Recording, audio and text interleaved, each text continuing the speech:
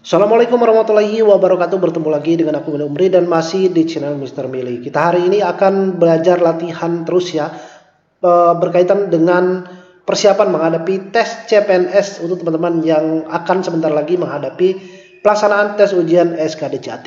Hari ini kita akan belajar sedikit materi dan juga latihan soal dari kisi-kisi tes SKDCAT, yakni TIU atau tes intelijensi umum, dengan materi tentang penalaran analitis. Nah, bagi teman-teman, sebelum kita lanjut ke pembahasan dan juga latihan, silakan bantu subscribe channel ini ya, agar saya semakin semangat memberikan video terbaru dan channel ini semakin berkembang, memberikan manfaat bagi teman-teman pejuang CASN, pejuang CPNS, pejuang sekolah kedinasan.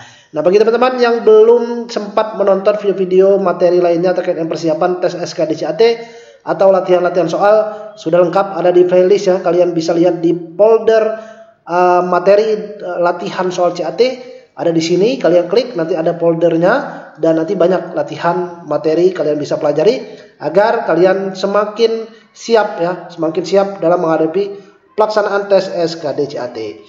Nah, baik, sebelum itu kita akan bahas sedikit ya konsep dari TIU tentang penalaran analitis ini.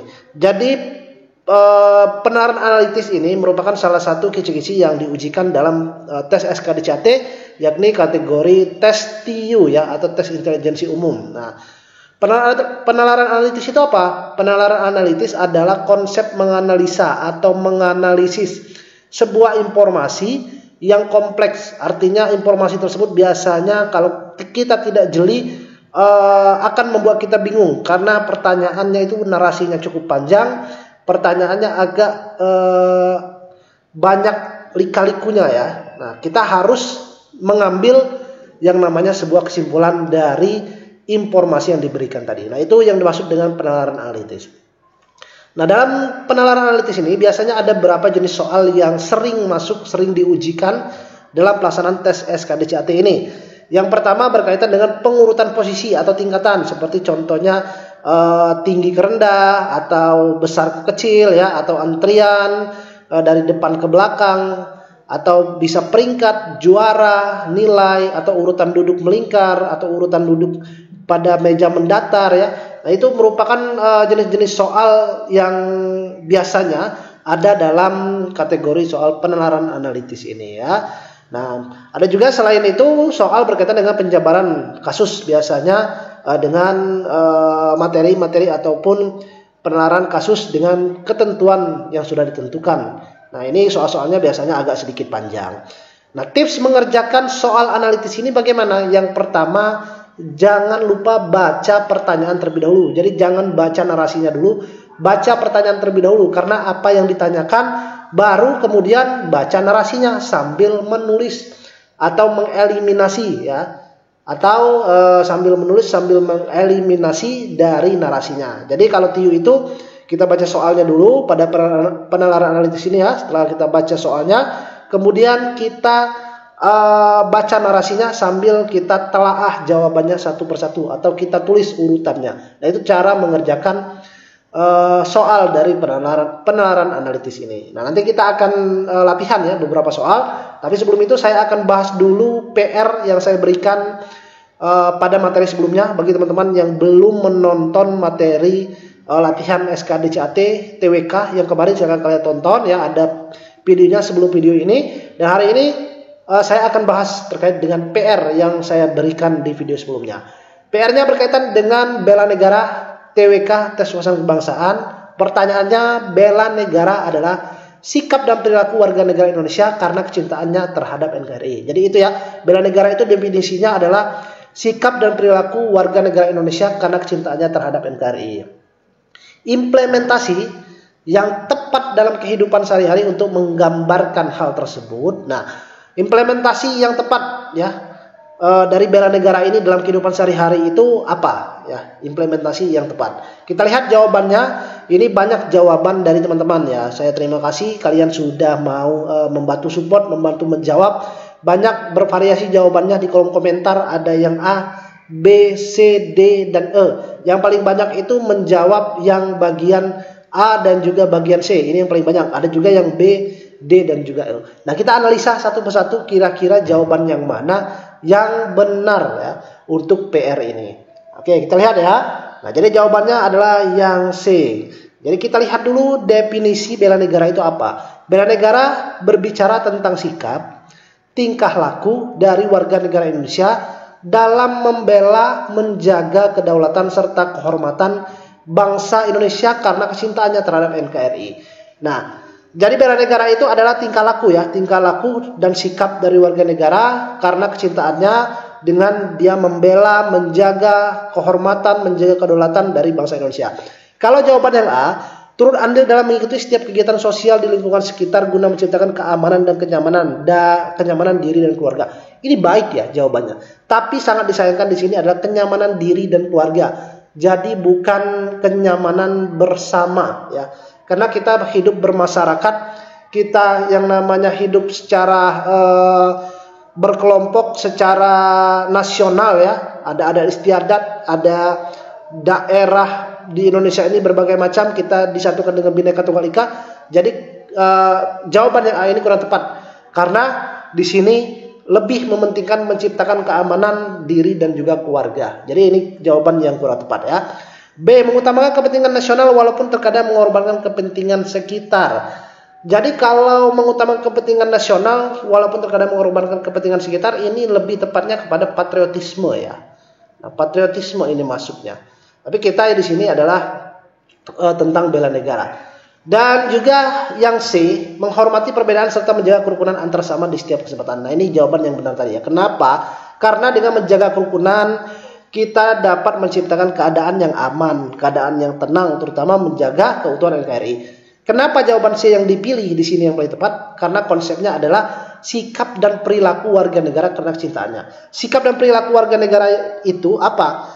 Yakni menghormati perbedaan, karena kita ada NKRI ya. Nah, NKRI ini kan beragam Bhinneka Tunggal Ika, kita disatukan yang namanya konsep kebinekaan. Jadi kita harus menjunjung tinggi yang namanya perbedaan, yang namanya kerukunan antar sesama, baik dimanapun, baik kapanpun. Jadi di setiap kesempatan kita harus menghargai, kemudian menjaga ya, menghormati sesama agar kita terciptanya suasana yang aman, damai dan juga tentram. Karena ini merupakan bagian dari bela negara ya. Karena tujuan utama adalah menjaga kedaulatan serta kehormatan ya dari bangsa Indonesia. D, mengikuti berbagai acara formal yang diselenggarakan oleh pemerintah. Ini jawabannya kurang mengena di sini ya, karena ini tidak ada, masih ambigu ya jawabannya. E, menghargai perbedaan budaya yang ada dengan tetap mendahului budaya daerah sendiri. Mendahului ini sangat salah ya, karena budaya di Indonesia ini kan banyak ya. Jadi tidak boleh kita yang namanya unsur kedaerahan itu tumbuh di diri kita, karena kita ini kaya akan budaya, kaya akan adat istiadat. Jadi jawaban yang paling tepat di sini adalah jawaban yang C. Nah, jadi itu ya, pada intinya bela negara ini berhubungan dengan sikap dan perilaku warga negara Indonesia karena kecintaan terhadap NKRI. Ya, jadi kalau bela negara berarti bagaimana sikap kita, bagaimana tingkah laku kita dalam menjaga, membela ya kehormatan dan kedaulatan dari bangsa Indonesia. Oke, itu ya, paham untuk konsepnya dari bela negara ini. Oke, kita lanjut ke soal yang pertama dari Tio ini. Nah, ini Tio ya, analitis ya. Kok analitas? Jadi analitis. Kita baca soalnya. Silakan seperti biasa, sebelum kita jawab nanti ya, kalian silakan pause videonya dan coba kalian tebak kira-kira yang mana jawaban yang paling benar. Nanti kalau kalian udah tebak, baru nanti kalian lanjutkan videonya. Kita baca soal yang satu. Di dalam sebuah kelas terdapat dua kelompok yang akan melakukan presentasi. Oke, yang pertama harus kita lakukan terlebih dahulu. Kalau soal analitis ini seperti yang sudah saya jelaskan tadi adalah baca pertanyaan. Oke, baca pertanyaan. Kedua baru baca narasi ya. Oke. Jadi baca pertanyaannya. Pertanyaannya adalah pernyataan yang paling sesuai. Nah, pernyataan yang paling sesuai artinya di sini ada kasus ya, ada kasus yang harus kita sesuaikan, yang harus sesuai dengan narasinya. Nah, baru kita baca narasinya. Di dalam sebuah kelas terdapat dua kelompok siswa yang akan melakukan presentasi. Setiap kelompok beranggotakan 4 orang. Oke. Kelompok A beranggotakan Budi, Yudi, Ani, dan Arif. Nah, oke, ini kelompok A ya. Para siswa akan secara bergantian melakukan presentasi. Jadi kelompok A ini akan melakukan presentasi secara bergantian. Siapa tadi? Budi, Yudi, Ani, dan Arif. Budi maju setelah Arif. Oke, Budi maju setelah Arif. Nah, caranya gimana? Kita langsung tulis ya. Jadi Budi ini maju setelah Arif. Nah, berarti setelah Arif. Nah, ini Arifnya di sini berarti ya. Setelah. Oke, berarti Arif ini duluan. Oke ya. Budi maju setelah Arif. Dan sebelum Yudi. Nah, jadi sebelum Yudi. Habis Budi ini berarti Yudi nanti ya. Nah, kemudian sedangkan Ani akan melakukan presentasi yang paling akhir. Jadi yang paling akhir itu adalah Ani. Nah, jadi ini urutannya. Arif pertama, Budi kedua, Yudi ketiga, dan Ani yang keempat. Ini urutan untuk melakukan presentasi. Yang ditanyakan pernyataan yang paling sesuai. Oke, kita lihat ya. Budi presentasi pertama kali. Oke, ini salah ya. Jadi Budi bukan pertama kali, Budi yang kedua. Jawaban ini tentunya salah. Arif presentasi paling akhir. Yang paling akhir adalah Ani ya, bukan Arif. Ani presentasi sebelum Budi. Ternyata Budi duluan yang presentasi, bukan Ani ya. Oke, jawaban ini kurang tepat. Arif presentasi pertama kali. Oke, Arif presentasi pertama kali. Nah, ini jawabannya ya. Yudi presentasi setelah Ani. Yudi presentasi sebelum Ani ya, bukan setelah Ani ya. Salah ya. Jadi jawaban yang tepat adalah jawaban yang D. Jadi gitu ya untuk cara jawab analitis ini. Baca soal, kemudian kita baca narasi sambil langsung kita tulis jawabannya. Jadi kalau sambil kita tulis, kita coret-coret dan kita bisa nanti menjawab dengan mudah kalau kita udah dibuat dengan konsep yang seperti ini. Oke, ini soal yang pertama ya, kayaknya cukup gampang ya untuk teman-teman semuanya. Oke, kita lanjut ke soal yang kedua. Nah, jadi jawabannya ya, Arif, Budi, Yudi, dan juga Ani. Jadi jawaban tepat adalah jawaban yang D tadi. Lanjut kita ke soal yang nomor 2. Oke, Anto ingin beli motor sebelum punya mobil. Oke, Anto ingin punya motor sebelum punya mobil. Jadi Anto ini ingin beli motor ya sebelum punya mobil. Jadi motor, oke, di sini ya motor sebelum punya mobil ya. Oke, motor sebelum punya mobil. Oke, jadi motor dulu baru mobil. Ingin beli sepeda sebelum punya motor. Oke, sebelum punya motor dia ingin beli sepeda. Berarti di sini posisinya. Oke, nah ya. Jadi beli sepeda sebelum beli motor. Oke.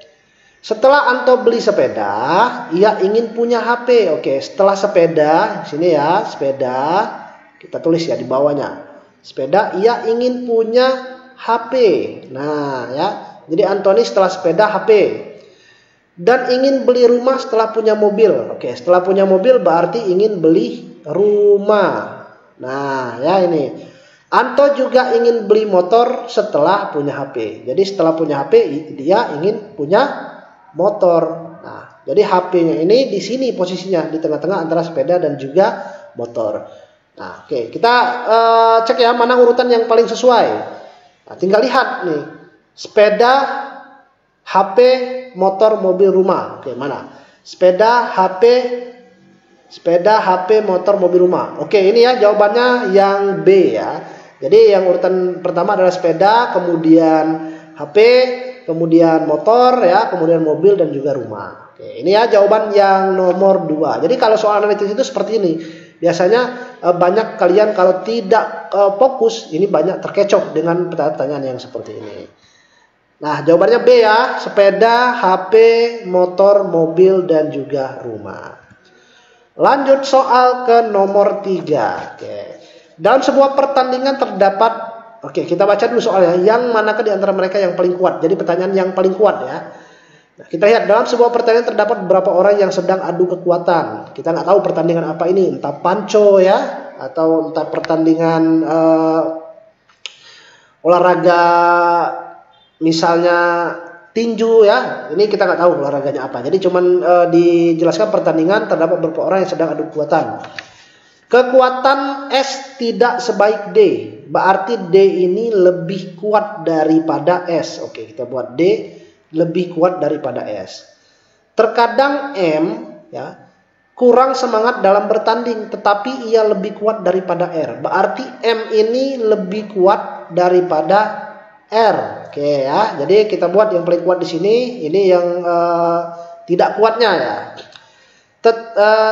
B tidak sekuat H, berarti H lebih kuat daripada B. D cukup kuat.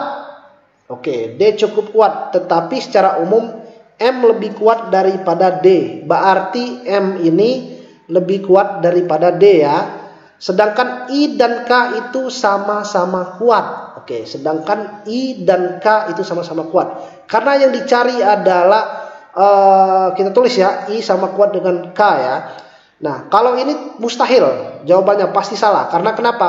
Karena yang dicari adalah sama kuat. Nggak mungkin ada dua jawaban dalam satu pertanyaan ini. Jadi kita langsung eliminasi. Yang I tadi sama K ini tentu salah ya. I sama K tentu salah. Oke. Kemudian yang mana nih? Yang tidak kuat nih. Ada lagi nggak? D ya. Oke, D. Ini D tidak kuat ya. Karena ada M yang paling kuat ya. Atau yang lebih kuat daripada D. Oke, kita lihat D lebih kuat daripada H dan K. Oke, D lebih kuat daripada H dan K. Jadi H itu tidak kuat karena D sudah dieliminasi. Nah udah, jawabannya pasti M ya. Jadi yang paling kuat adalah M. Nah ini cara urutan untuk mengerjakan soal analitis kalau soalnya seperti ini. TIU itu kita harus banyak belajar konsepnya, banyak belajar rumusnya. Karena biasanya soal-soalnya hampir-hampir mirip ya, tinggal kita cari rumusnya saja. Biasa kalau soal seperti ini kita buat saja rumusnya seperti ini. Siapa paling kuat, siapa paling yang tidak kuat ya. Lalu kita langsung lihat ya jawabannya, langsung kita lihat apakah ada yang harus dieliminasi atau tidak. Jadi itu ya jawaban yang nomor 3. Oke, lanjut. Nah, benar ya jawabannya ini. Jadi jawaban yang tepat adalah jawaban yang D. Soal nomor 4. Dalam sebuah kelas terdapat beberapa siswa. Oke, ini ya saya lupa terus nih. Kita baca pertanyaan dulu. Manakah di antara siswa tersebut yang menyukai olahraga voli? Berarti yang ditanya yang menyukai olahraga voli ya. Kita langsung cari ya. Sebenarnya tidak perlu kita baca soal kalau yang ditanyakan menyukai olahraga voli. Siapa yang menyukai olahraga voli? Susi menyukai olahraga voli. Oke, berarti Susi ya. Ada nggak di sini yang Susi, yang nggak ada Susinya? Oke, ini ya langsung kita eliminasi. Ini jawaban yang salah.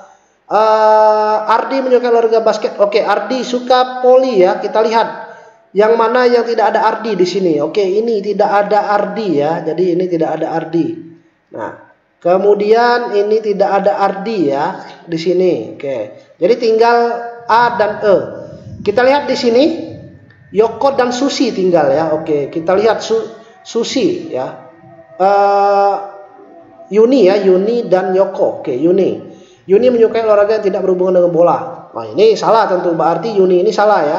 Nah, tetapi Yoko menyukai olahraga bola. Ya, bola ini kan bisa termasuk bola basket, bola voli ya. Bola kaki ya. Jadi jawaban yang tepat adalah jawaban yang A. Jadi langsung kita eliminasi ya. Ini cara cepatnya. Jadi baca soalnya dulu, kita lihat. Kalau soal seperti ini gampang kok. Biasanya ada satu soal, terkadang teman-teman yang dapat ya 1-2 soal ya seperti ini. Jadi langsung kita eliminasi bagaimana cara cepat untuk menjawab soalnya ini. Nah, oke, lanjut. Ini ya Susi, Ardi dan Yoko. Ini yang menyukai bola voli tadi. Nah, sebelum itu teman-teman, bagi yang ingin berminat bimbingan belajar ya, silakan kalian bisa DM ke Instagram saya Umri, atau bisa klik link ada di deskripsi video ini, atau kalian yang ingin ikut tryout ya, silakan kalian bisa daftar tryoutnya cuma 15.000, murah kok 15.000 ya. Kalian bisa pastinya sudah sesuai kisi-kisi, passing grade sesuai dengan Permen-PAN RB yang terbaru, dapat dikerjakan kapanpun, sistem pengerjaan seperti SKRCAT, ada perankingan, timernya 100 menit. Kemudian ada pembahasan, dan pembahasannya bisa teman-teman download juga. Cara daftar, klik link yang ada di bio Instagram saya Umri ya. Ini cara daftar untuk tryoutnya. Oke, lanjut kita ke soal yang nomor 5. Oke, ini ya soal nomor 5 masih tentang soal TIO analitis.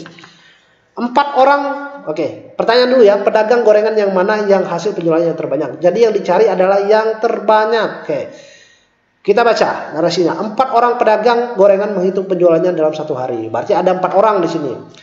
Pedagang 3 lebih banyak menjual daripada pedagang 4, ya. Jadi pedagang 3 lebih banyak menjual daripada pedagang yang nomor 4. Jadi nomor 4 ini lebih sedikit. Kalau lebih sedikit kita di sini aja ya letakinya. Nah, jadi lebih banyak, lebih sedikit ya. Pedagang 3 lebih banyak menjual daripada pedagang 4. Menjual daripada pedagang 4. Jadi kita langsung eliminasi. Yang 3 pasti tidak benar ya. Jadi tidak benar nih. Oke. Kemudian pedagang 4 tetapi kurang daripada pedagang 1. Berarti pedagang 1 ini lebih banyak daripada 3 ya. Berarti yang 4 dan 3 ini tentu salah. Oke, ini ya. Kemudian penjualan pedagang 2 sama dengan pedagang 4. Nah, 2 sama dengan 4 ya, kita buat sini. Berarti 2 salah. Nah, yang terbanyak yang mana? Pasti jawabannya yang pedagang 1. Oke. Ini ya, jadi pedagang 1 yang paling banyak. Kalau tidak tahu ini juga tentu salah. Nah, ini cara jawab cepatnya ya. Tanpa kita pusing-pusing, kita pikirin satu-satu ya. Jadi langsung kita baca narasi, langsung kita coret-coret agar kita dapat mengetahui dan eliminasi langsung. Sekiranya jawaban tersebut yang kita coret adalah jawaban yang salah. Jadi kalau bukan pernyataan yang tepat, langsung kita coret aja biar kita tidak bingung ya. Oke, teman-teman, lanjut kita ke soal yang berikutnya. Nah, ini ya soal berikutnya. Dalam suatu rapat komite sekolah terdapat 8 orang guru yang duduk mengelilingi meja bundar. Oke, ini soal melingkar. Oke. Soal melingkar ini ada beberapa soal ya yang banyak juga.